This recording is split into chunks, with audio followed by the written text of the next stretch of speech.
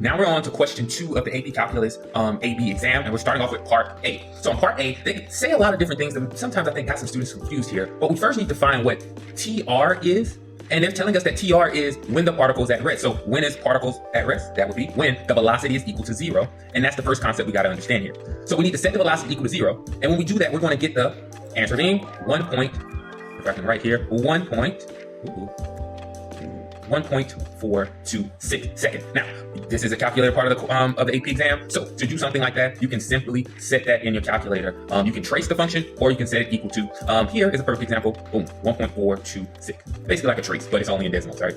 So that's the first step. The next step here is to say, hey, is this thing moving from left to right in between the interval? So think about what the first derivative test tells us. Well, how do we know if this thing moving left to right? We need to understand, okay, if the velocity is increasing, we're moving to the right, and if the velocity is decreasing, we're moving to the left. So how do we do that? We can literally look on our graph to see when this thing is positive or when it's negative. So if I jump back here to our picture, from 0 till our point, we have a positive velocity.